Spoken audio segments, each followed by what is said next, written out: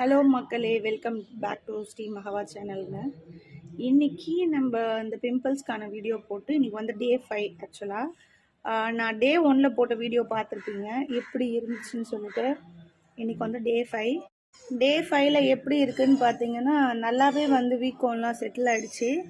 But வந்து இங்கே வரைக்கும் அந்த வீக்கம் இருக்குது, இன்னும் கிளியர் ஆகலை. ஸோ நம்ம ட்ரிப்ஸ் போட ஆரம்பித்து 5வது நாள் இன்றைக்கி கம்ப்ளீட் பண்ணிட்டோம். இன்றைக்கி காலையில் நைட்டு வந்து நமக்கு மெடிசன் இருக்குது.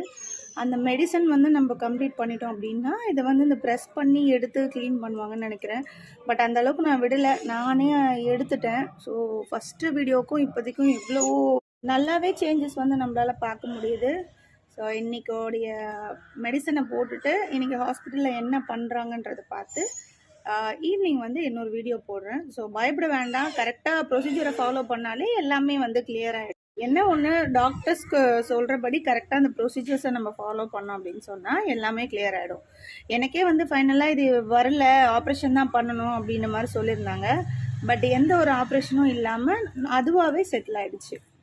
இதுலேருந்து என்ன சொல்ல வரேன்னா, சின்ன ஒரு முகப்பரு தானே அப்படின்னு சொல்லி நம்ம வைக்கிற கையால் அது எந்த அளவுக்கு பகிரங்கமாக பெருசாகுது அப்படின்றத சொல்ல வரேன். ஸோ தயவு செஞ்சு அந்த மாதிரி விஷயங்களை யாருமே பண்ணாதீங்க, சேஃபாக இருங்க.